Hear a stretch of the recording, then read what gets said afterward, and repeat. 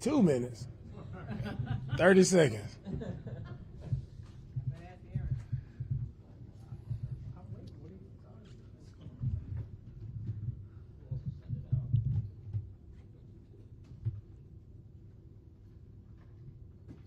Yeah, we'll send it out if we need to. You guys can go ahead. If you are all good. Yeah, go ahead. DeMeco with DeMeco Collins injury and the depth at receiver. What does this change about your offense and obviously a unique player, hard to replace? Yeah, I'm fortunate that we'll, not have Nico. Great player, been a great player all year for us, best receiver in the league. But he'll take the time to get healthy. He'll be back for us. So encouraged by that news, he'll be back at some point this season. And it's like always in the NFL, there's always injuries that happen in our game, and it's opportunity for other guys to step up and make the most of their opportunity. That's what the league is about. A lot of guys who have stepped in when other guys were out and made a name for themselves and, made some big plays in the league. So we're looking for the same thing for whoever it may be, guys just owning their opportunity. Where are you all at with Joe Mixon? I know you were a little unsure about whether he could play or practice. Do you think he could practice at this point this week? We'll continue to see how Joe does throughout the week. Coach, if Xavier Hutchinson does get, The majority of the snaps with Nico being out, what have you seen from him starting from training camp up till now? Yeah, Hutch has definitely gotten better from training camp through now till now. He made 2 big catches for us in the game this past week. He's done a great job blocking what we asked of him in the running game. He stepped up and blocked well there. So, he's maximized his opportunities as he's continuing to show growth and continuing to get better. So expect the same thing from him. What about Dameon Pierce?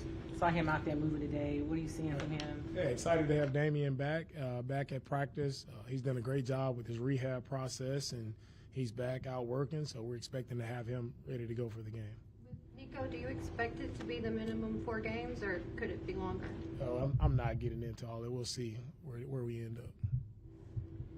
Coach, what have you seen? They're starting Drake May this week. The Patriots are starting Drake May. Have you been able to see some of the things on film, some of the plays that he's made on film? Yeah, for Drake, what I've seen is a young athletic quarterback who has a live arm, can move around really well in the pocket, can escape the pressures. I think he, for them making that move, they're looking for a spark for their offense, and he can provide it. He can make all the reads, go to the right spot, makes good decisions with the football. So defensively, there's a lot of unknown with this being his first start. So a lot of unknown for us. We just have to go out and execute, our job the proper way. Not so much about them and focusing on what they're going to do or can do. They can do a lot of different things. We don't know that. So we're just going to focus on ourselves and making sure we execute the details of our job. Is that the difficulty in facing a quarterback that you don't have much film on? The fact that there is unknown and how they would use him? Yeah, we just have to execute. It's really not about them. It's more so about us. But are there different things you do when it's you're an inexperienced rookie as opposed to like a very veteran quarterback? We'll play our defense.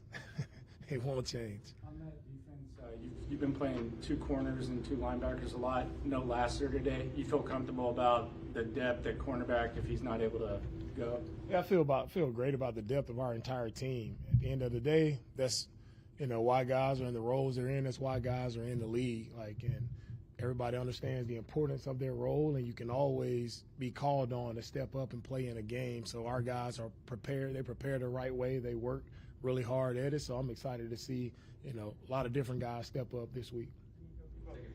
People have talked about just having the utilization of Stephon and Tank and another depth at receiver, but also Dalton Schultz at tight end. The ability to have that veteranship across the middle of the field, what does that do when you lose a player such as DeMeco Collins? Again, it goes back to whoever, whatever we call, whatever plays we have designed for this particular week, right? It's about us operating efficiently as an offense, right? And it's never about one player. And Nico, of course, he made a lot of big plays for us, and we're going to miss, his explosive plays that he made down the field. But it's just, like I say again, I keep saying this, who's next, right? Who's going to step up? Who's going to make those plays? We'll see. You guys bringing him back. I know you said when camp was over, you wish you could keep everybody. What about him made you want to bring him back?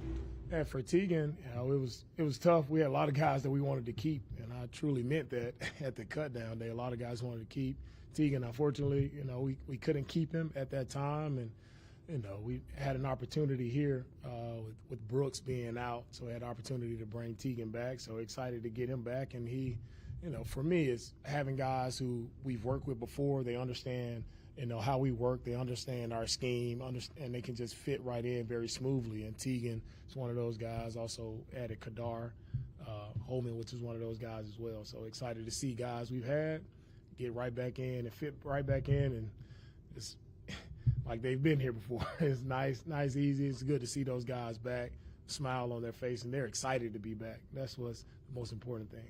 Foley Fodikasi, what have you seen from him in terms of instincts, finding the ball, doing things to make plays, and also as a big man, move well?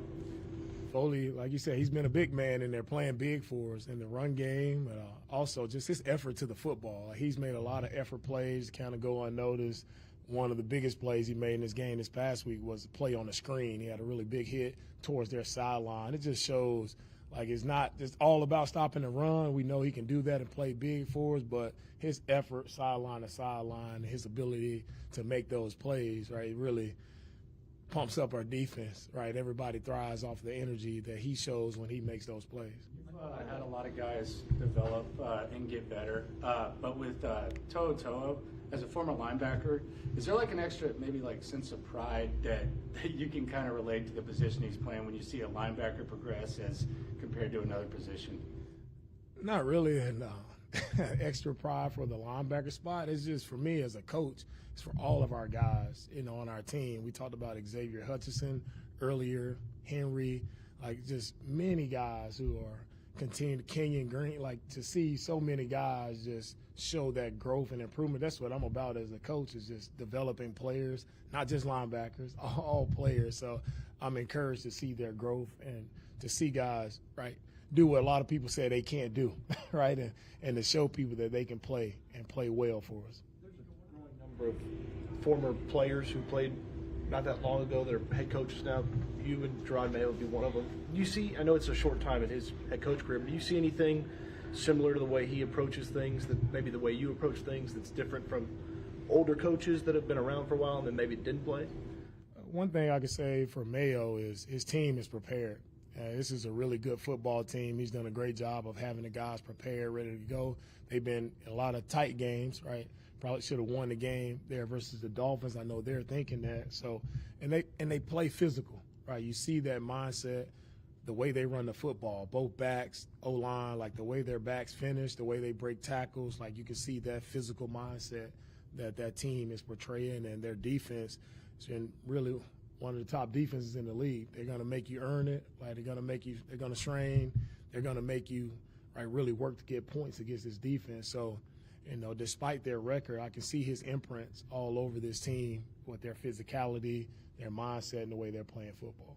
One of the breakout players for New England is Christian Gonzalez, their cornerback. What have you seen from him and his growth? And do you remember any of that watching his film coming out of Oregon during the pre-scouting? Yeah, Christian's tall, athletic corner, and seeing him and he has the athletic ability. All the traits are off the charts with him: size, length, corner.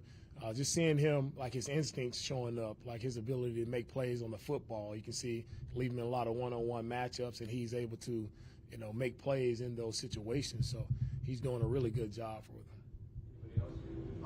Last one, DJ. Obviously, DeMeco being out, how important will it be for you guys to kind of get Tank going and get him more involved to make him kind of look like how he did last year, where he was a pretty dynamic, explosive player for you guys? Yeah, for us, again, losing Nico, everybody has to get going. And so we need everybody, right? Everybody has to step up and own their role. So we'll see who that'll be for Sunday. We don't know right now today who's going to make those plays. You never know, and that's what's exciting about our game. Any given Sunday, different guys being playmakers, stepping up, making plays. Thanks, All right, thank you, guys. Thank you.